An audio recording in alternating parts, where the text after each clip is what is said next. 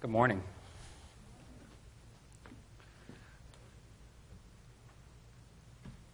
Steve has done this so many times that he was right there on 45 minutes on the dot, I think, without even looking at a watch. So I'm not sure that I have that good of an internal clock, so if I start running over, let me know. I don't want to eat into break time. But what I'm going to be talking about today, he introduced to some of those riparian concepts and what the vegetation does to kind of hold the stream bank together, and the value of that riparian sponge and how vegetation acts as a basket to really hold that water in, hold the channel in place. What I want to talk about today is kind of what the channel wants to do, how the water and the sediment interact to shape the channel. It's titled Stream Processes and Riparian Function. Oh, I'm sorry, I forgot to introduce myself. I'm Ryan McGillicuddy. I'm with the Texas Parks and Wildlife Department in the Watershed Conservation Program. We work in stream and wetland conservation throughout the state. And a lot of that is advocating proper land management and educating individuals on riparian principles. So stream processes and riparian function, we're going to be talking a little bit about how rivers shape and maintain themselves and the role that riparian vegetation has in maintaining stable streams. A word that you'll hear thrown around for that is fluvial geomorphology, and that's basically the academic setting that these concepts are studied in, and that just means fluvial water, and geomorphology. Geo means earth, and morphological means shape. So it's how the water and the earth interact to shape a stream. What we'll talk about a little bit today are those basic stream processes, the interaction between soil and water, and how rivers shape and maintain themselves. Watershed and stream relationships. So what happens when there's an alteration on the upper watershed or in the riparian area or within the stream itself? How is the stream going to alter itself to adjust to that? Stream, floodplain, and riparian management. Just the role that floods and riparian management have in how a stream shapes and maintains itself. Essentially, we're going to be asking you to get inside the mind of a stream. What does the stream want to do? And streams do have things that they want to do, whether they're a small dry creek or a large river on the order of the Mississippi. They all behave based on the same similar set of principles. And so we'll talk about stream functions. And a lot of this is going to be some repetitive material from what Nikki and Steve have already talked about, but it's because these are important concepts, and we're going to be hammering some of those basic concepts on you because they're so important. But in addition to the values of a stream that Steve talked about, the basic functions of a stream are to transport water. And it seems pretty intuitive and basic, but it takes water from the upper parts of the watershed and it goes downstream. But while it's doing it, it's also transporting and depositing sediment. It's picking up sediment and it's laying sediment down all throughout the system. And while it's doing that, in floods, in the channel, on the uplands, it's transporting and replenishing nutrients. So when the water is moving downstream, it's taking leaf litter, it's taking nutrients from the uplands, and in floods, it's spreading them out and depositing it on the landscape. When you're back to your basic high school level world history, where did civilizations settle? Or rivers. The Indus River Valley, the Nile, the Tigris Euphrates. And it wasn't necessarily just because there was water there, but because floods continuously put out nutrients on the landscape, and that's where your crops grow. That's where your good forage is. So rivers in their flooding are constantly replenishing nutrients onto the landscape. So that's a major function of streams. And then, of course, there's a biological function. It provides food and water and shelter and shading for humans and wildlife alike. And this is kind of just to touch back on some of the values that Steve talked about. And just to reiterate that the river, the floodplain, the riparian area, they're all one. They interact with each other. And when they're properly functioning together, they're going to have these values: erosion control, water quality, wildlife, and and aquatic habitat, recreation, water storage, and flood protection. Now here's some more basic stream facts. These are true for all streams. Stream bank and watershed erosion are natural processes. A lot of times we look at an eroding bank and we think, gosh, that's ugly, it needs to fix itself. It's out of whack. But the truth is that erosion happens in every stream system. It's just a matter of if it's in balance or not. And speaking of balance, we'll use this term sometimes called dynamic equilibrium. And a dynamic equilibrium exists in all stable stream channels. And dynamic equilibrium means it's changing constantly, but it's in balance. So it'll be picking up and eroding some banks, but it's depositing soil on the others downstream. Erosion is a basic fact of life for streams. But if it's in balance, then it's going to be doing it at a rate that's stable and consistent. Floods have beneficial functions. And this is one of the main points that I'm going to be talking about is when changes are made in the watershed or within the stream itself, the watershed, the stream, will adjust to fix itself. And so when I say stable stream, I mean one that has a stable dimension, pattern, and profile, so its basic shape, such that over time the channel features, the bed, the banks, the riparian area, are maintained and the stream does not aggrade. That means it doesn't build up sediment, nor does it degrade. It's not eroding sediment and going down. So it's not filling or it's not down cutting. And lateral migration and erosion, so when it's moving from side to side and cutting into those banks, that does not necessarily mean that a river is unstable, but it needs to occur at a rate where it's not doing it too excessively. So stable streams are also dynamic. They're going to move across the landscape. After lunch today, we're going to see this again in the field, but this is just to show you all that there's a basic relationship between water and sediment in a stream. And essentially that's what a stream does. It moves water and it moves sediment. And if you've got too much sediment and not enough water, you're going to get sediment accumulating. So if you don't have riparian plants serving their function, holding the stream banks together, you're going to have too much sediment input. And if you don't have enough water, that stream is going to aggrade. So it's a balance between water and sediment. On the other hand, if you've got too much water in a stream, maybe it's because of the stream has been channelized somewhere or some other human alteration or excessive livestock, the stream will start degrading because there's too much water moving through too short of an area. So there's a balance between how much water and how much sediment need to be interacting within the stream with each other. So these are the major variables that will influence a stream's shape. And like I said, this is true from the smallest to the largest stream. What these are going to do is influence how a stream moves across a landscape, whether it's kind of a little bit straighter, whether it meanders through the landscape, what its general shape is going to be. The width of the channel depth, the velocity, that's the speed of the water moving through it, the discharge, that means the amount of water that's actually moving through there, the channel slope, so how steep the slope is, what's your elevation relief from point A to point B, the material, so the sediment load and size. So how are you sand, are you clay? All these things, if you measure them, are going to have a predictable result in what the stream is going to look like. And that's what I put this up here to emphasize, is that streams are largely measurable and predictable. It's not necessary that you memorize all these terms, but just to know that there are mathematical relationships between all of these variables that influence how a stream is going to be shaped. But there's some, people spend 8 years getting a PhD in this kind of stuff, but there's some basic concepts that anyone can understand and need to understand so that when they're looking at a stream, they can understand and assess what the problem is and what needs to be done to make it stable.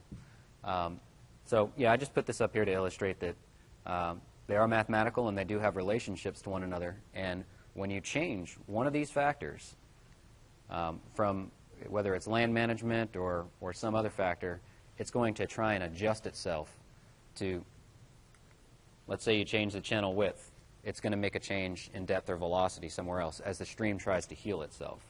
So all of these variables have a relationship to one another. And here's kind of just what a river does in general as it moves downstream. So upstream here at the top of the corner here, as water comes around a bend, it hits this outside bank and it's moving in this corkscrew type of shape. And as it hits that bend, what it's doing is it's slowing itself down. So streams move around a corner in order to slow themselves down. They get resistance from that bend, kind of if you imagine a skier moving downhill. When you want to slow down, what do? You turn, and you move in that kind of motion. If you were just to stay straight and point, you just increase speed and increase speed and increase speed until you fell down. But when you move from side to side, it decreases that friction, and it allows the stream to slow down. So as it moves around there, the force of the water is pulling along here, so it's picking up the sediment from that bank. So again, erosion is a natural thing if it's in balance, because when it comes around the next bend on the other bank, it's going to be depositing that sediment.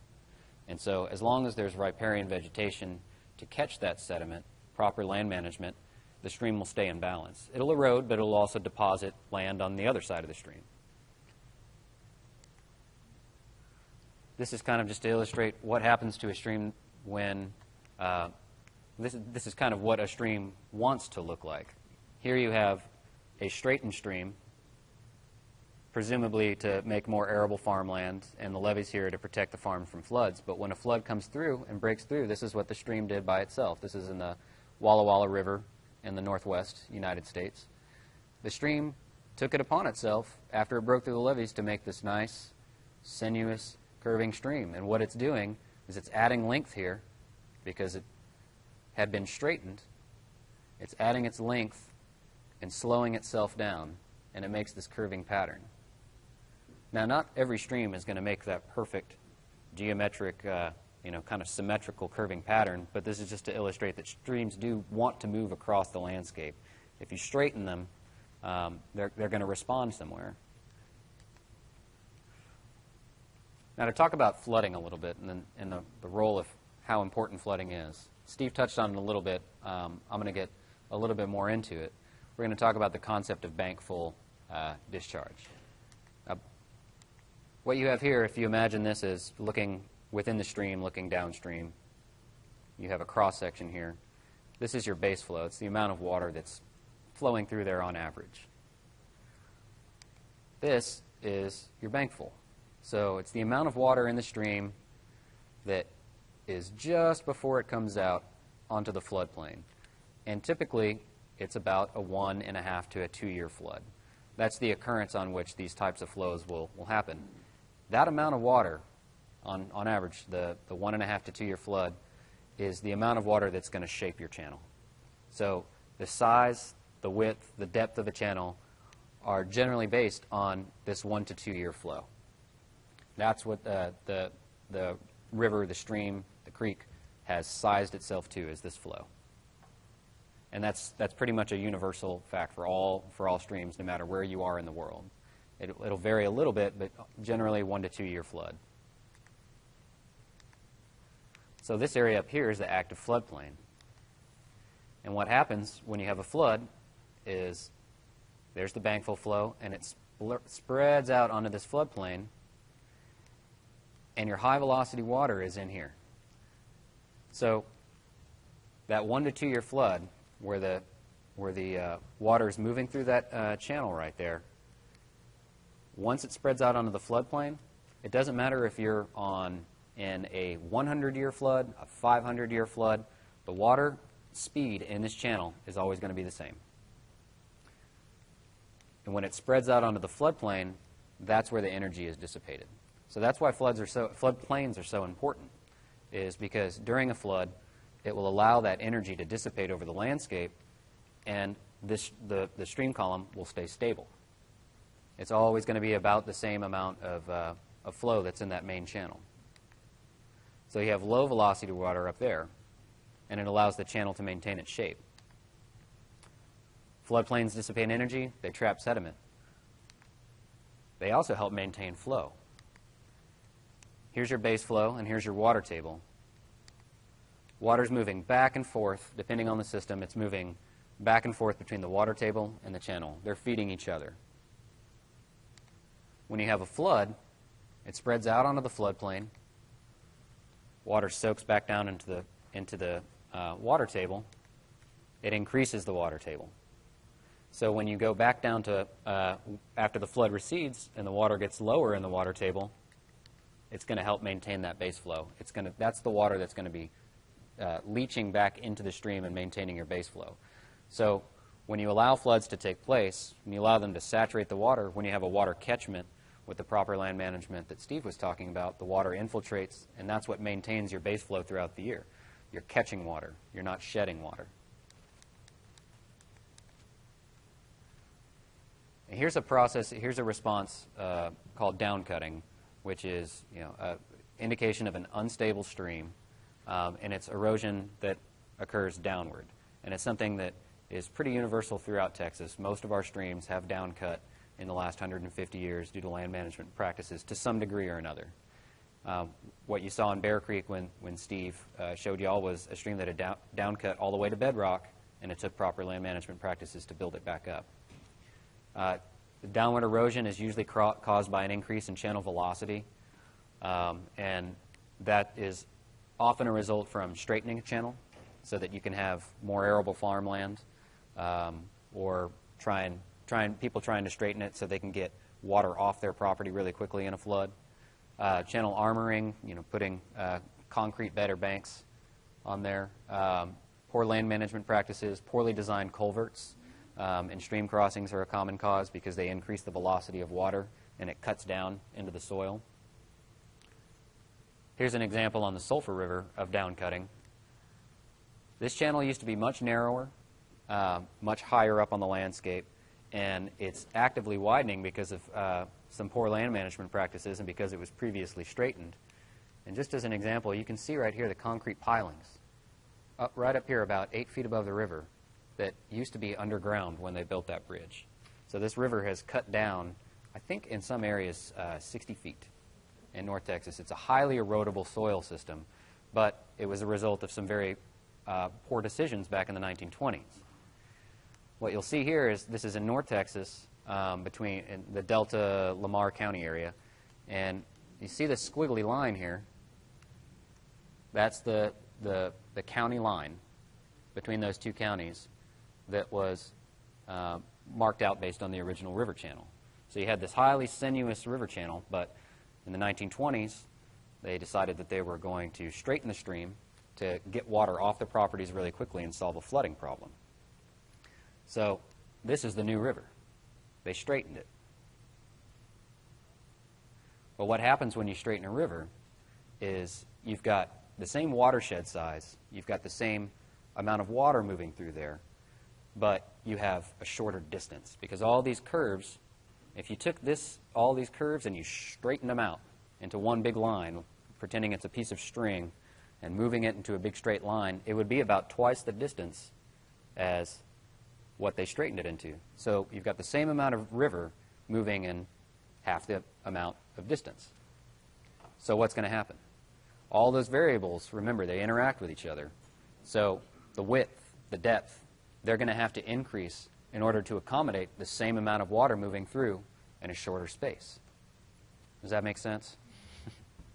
So what you have is the river responding in this way by widening itself, by deepening itself because it's got less amount of space to move the same amount of water. So is that a bad thing? Now there's fewer floods.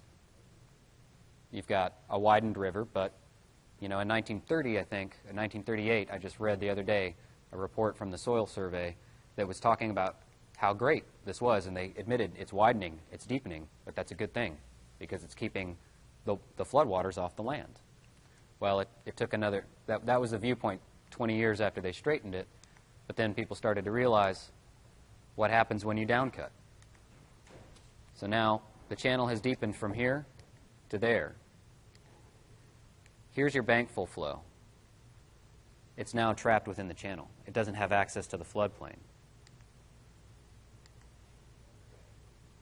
So when you've downcut that far, you lose access to the floodplain.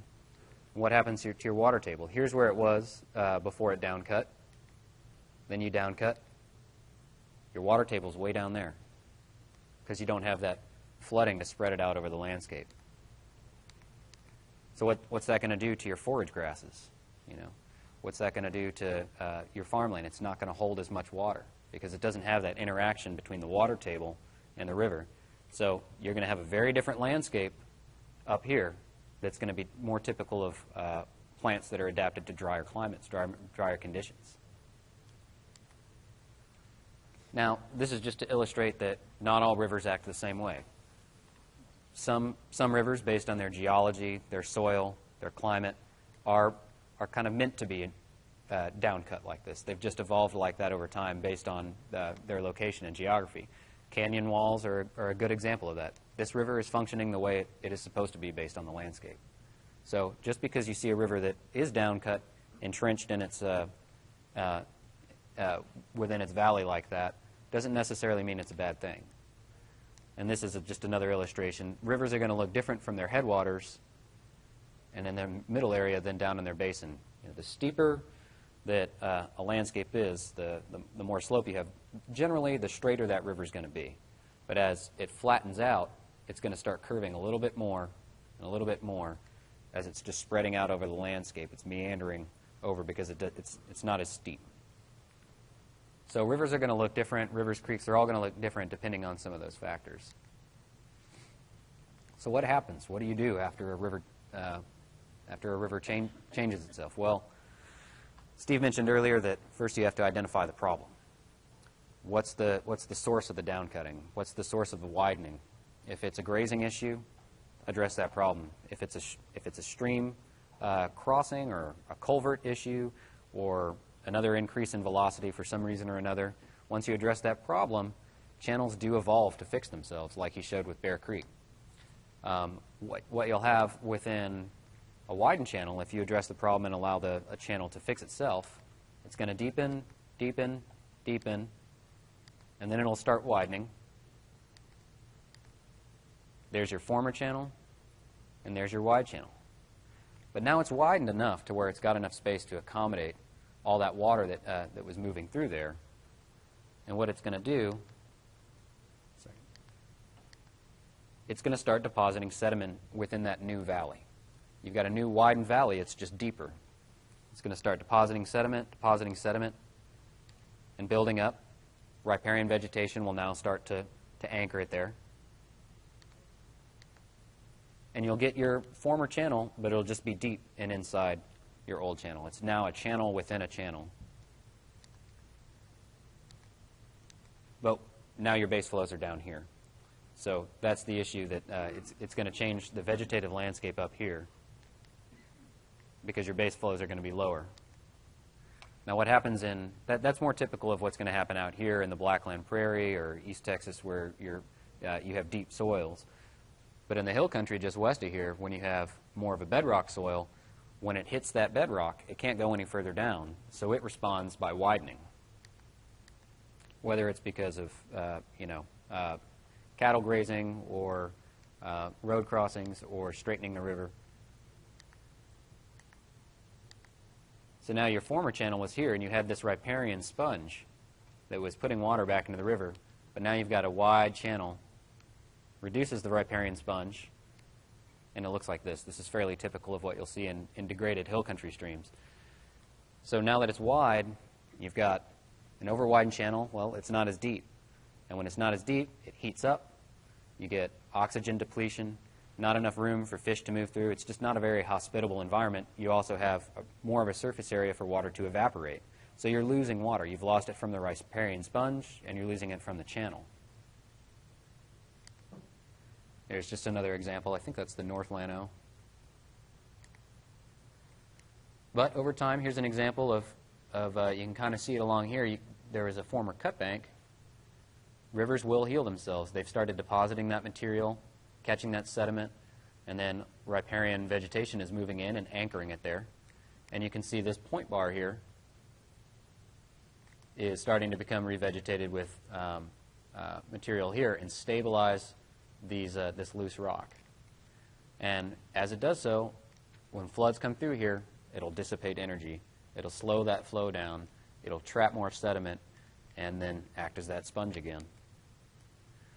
I just wanted to spend a little time talking about the reason why wood is good. Wood in streams, we often, when we see it, we think, we've got to get that out of there. It's ugly. It's a hazard. It's causing a blockage of navigation, or maybe sometimes it's directing flow towards a stream bank. And there are cases where you might want to move a piece of vegetation because it is directing flow against the stream bank and causing excessive erosion. But generally, the best policy is when wood falls into a stream is to leave it alone. For one, they dissipate energy. They slow down those flows, allow sediment to drop out. They catch sediment. Here's wood that's buried, and it's catching all the sediment that's later going to anchor itself. And if you have a degraded stream, it's going to help build it back up. Here's Steve standing just upstream of a piece of wood that's been left alone. It's been allowed to catch all this sediment. And he's standing on wood that has caught and it's building a new formation within the channel. Pretty soon, that's going to allow new grasses to grow, help stabilize the channel. On the floodplain, it also helps to dissipate energy. Here's an example of something that you look at and think, gosh, we just got to get that out of there. It's kind of ugly. But this little log jam here, it's creating a little bit of a braided channel, but it's also stabilizing this stream here. And it's grown up, and it's stabilized. It's going to contribute to base flows. It's going to trap that water. So you've got what used to be an island of just logs that's now trapped sediment and is now holding grasses there. In addition to wood, rock is very good within the channel at both providing habitat for fish and wildlife, but also for dissipating energy within the channel. Habitat and refuge for fish. This is in the floodplain. You can see wood trapped up against these trees is going to act as a way to slow water down in a flood and allow water to leach back into the water table once it's slowed down. They dissipate energy. This is an overflow channel. The overflow channels provide that same function. You'll often see next to a main channel kind of what looks like a empty channel, and you think, well, is that the old channel where it used to be, or what is that? It's generally where the flood comes out, spills onto the landscape, and has kind of a secondary channel. That acts as a way to slow water down, and it also provides water to leach back into the main system. So there are engineering solutions that people can undertake to stabilize a stream if they have an eroding stream bank or it's downcutting. And here's some examples of these. The J-hooks, what are called here, they slow the velocity of the water down as it comes around and push the velocity back out towards the middle of the stream, and that relieves some stress on this bank if they're getting severe erosion.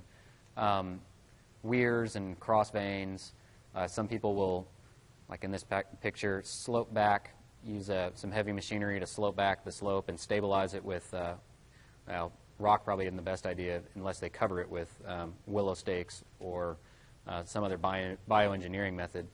But these can be very expensive methods. And generally, they may be unnecessary, where if you've identified the source of the stress, you remove that stress and address it and allow nature to take its course, allow riparian vegetation to take its course, and do all of the wonderful things that Steve showed you it can do. These may be unnecessary, but you'll have to just identify what the source of the problem is within the stream, and then figure out how to address it. But in general, when we look at a stream, we advocate, well, is just leaving it alone, is addressing the problem, the source of the problem, enough to fix it? Then if it is, give it time, give it some love, allow it to heal itself. So just in summary, streams, how they shape, how they maintain themselves. Streams are dynamic. They're ever-changing. Their main function is to transport water and sediment. And if they're doing so in a manner that's stable and consistent, if they're in equilibrium, the water and the soil are going to interact in a manner that the stream doesn't build up, nor does it cut down. A stream's morphology, its shape, is largely predictable and measurable. And a change in one of those variables will cause an adjustment in another. So if you change the amount of water that's moving through, you're probably going to change the width and depth. The stream, the floodplain, and the riparian area are all one system. So think watershed. Everything that happens on the upland has an effect on the stream. Floods have beneficial functions. Yeah. It is. We're going to keep saying that. It's a difficult concept to wrap your head around, especially in Central Texas, where floods are largely seen as a disaster, as something that is harmful to life, property. But they do have a beneficial function. While we need to take steps to ensure our property, our safety, we need to recognize at the same time that there are benefits to floods. Lateral and vertical stability, so whether a channel is staying stable, both moving side to side or up and down. Stability maintains base flows and the water table and that riparian sponge. So those are some of the main concepts that I hope y'all walk away from.